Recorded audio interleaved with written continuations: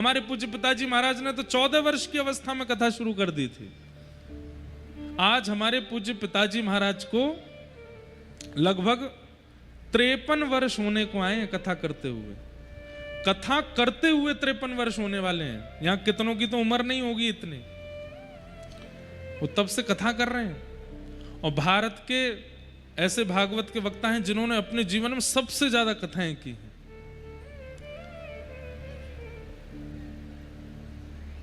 14 वर्ष की अवस्था में तो प्रथम कथा करने लगे थे, और वो भी ऐसे नहीं कि बस दिखा कि कोई काम धंधा नहीं हो रहा तो चलो कथा ही कर लेते, नहीं।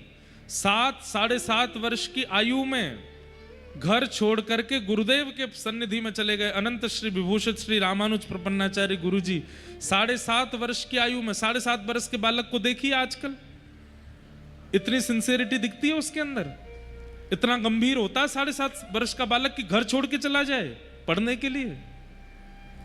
हमारे पूज्य पिताजी महाराज 7.5 वर्ष की आयु में गांव से यमुना पार करके, यमुना पार हमारा पिताजी का पैतृक गांव है भांडीर वन के पास, वहां से पिताजी आए वृंदावन। वृंदावन में आकर के पहले रास लीला में श्री कृष्ण बनते थे और कृष्ण का अभिनय करते थे।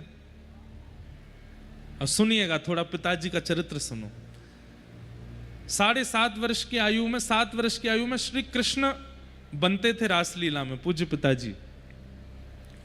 और उस काल में लगभग आज से 60 वर्ष पुरानी, 60 नहीं, लगभग 55-56 वर्ष पुरानी बात बता रहे हैं।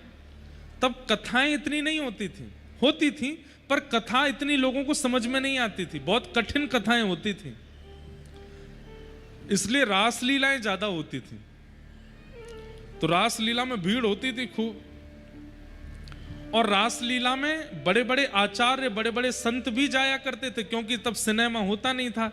तो ठाकुर जी कैसे लीला करते हैं उसको देखने का कोई जरिया होना चाहिए, तो रासलीला देखते थे।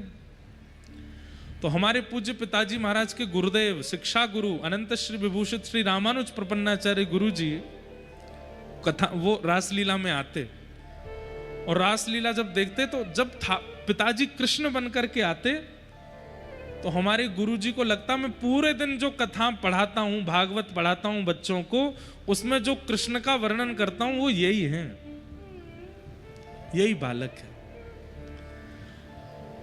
अब तो वो जैसे किसी व्यक्ति को आदत लग जाती है ना किसी को देखने की, ऐसे हमारे पूज्य दादा गुरुदेव पिताजी को देखने जाते थे रासलीला में, इतने सुंदर लगते थे। लेकिन एक दिन उन्होंने मन में विचार किया कि ये बालक धीरे धीरे बड़ा हो जाएगा, अभी 7 वर्ष का है, कल 12 वर्ष का होगा, 15, 16, 18 वर्ष का होगा, और जब ये बालक 20-21 साल का हो जाएगा फिर तो कृष्ण बनेगा नहीं, तब तो फिर उसी को कंस बना दिया जाएगा, और मेरे नेत्र और किसी रूप में इनको स्वीकार कर नहीं सकते, क्या करूं? तब उन्होंने विचार किया कि इस बालक को पढ़ा लिखा करके मैं विद्वान बनाऊं, ताकि जो लीला ये आज अभिनय में कर रहा है वो लीला ये वाणी के द्वारा कह के सुनाए और जनमानस में भक्ति की स्थापना करे।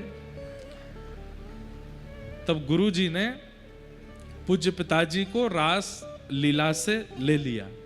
हमारे दादाजी से बात करके रास लीला मंचन करने वाले परम पूजनीय पद्मश्री विभूषित श्री राम स्वरूप शर्मा जी, जिनके रासलीला में पिताजी कृष्ण का अभिनय करते थे, उनसे पिताजी को ले गए। और माताजी पिताजी मतलब हमारी दादी दादा से कहा कि जब तक बालक पढ़ लिख के बिल्कुल विद्वान ना हो जाए आप लोग वृंदावन नहीं आएंगे देखने के लिए कैसे पढ़ाता हूं, कहां रहता है, मैं पढ़ाऊंगा, मेरी जिम्मेवारी। और 5 वर्ष अथक मेहनत करके पूज्य पिताजी को पढ़ाया दिन रात। गुरुजी विद्यालयों में पढ़ाने जाते थे तो पिताजी साथ में झोला लेके चलते थे, विद्यालय में पढ़ते थे। फिर वापस गुरुजी के निवास पर आकर के पिताजी रोटी सब्जी बनाते, प्रसादी बनाते, ठाकुर जी का भोग लगाते, फिर गुरुजी को पवाते, फिर गुरुजी पढ़ाते, उसके बाद पिताजी पाते। इतना परिश्रम किया।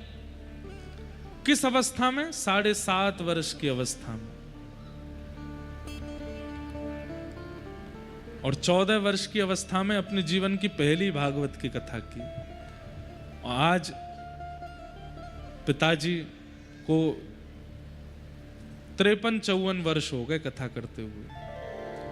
उनकी कथा से युवा अभी भी सुनते हैं, पर पुराने लोगों ने बहुत कथाएं सुनी होंगी। पूज्य पिताजी महाराज की, पूज्य गुरुदेव भगवान की बहुत कथाएं सुनी होंगी। मैं ये बात कह रहा हूं कि इतनी कम अवस्था में उन्हें वो प्राप्त कैसे हो गया। यहां लोग जीवन निकाल देते हैं तब भी नहीं प्राप्त हो पाता। वो एक जन्म का नहीं होता है, अनेक जन्म का होता है। संसार में किसी भी प्रकार की उपलब्धि मिले, चाहे वो भौतिक उपलब्धि मिले, भौतिक उपलब्धि मिले या आध्यात्मिक उपलब्धि मिले, अगर बहुत कम समय में और बहुत जल्दी मिल जाती है तो इसका मतलब है कि पूर्व से चली आई है, अनेक जन्म लगे हैं ये प्राप्त करने में। ध्रुव जी महाराज को 5 महीने में ठाकुर जी मिल गए। इसके पीछे प्रमाण ये था कि ध्रुव जी एक नहीं अनेक जन्मों से तपस्या कर रहे थे और भगवत प्राप्ति में केवल 5 महीने की तपस्या शेष रह गई थी।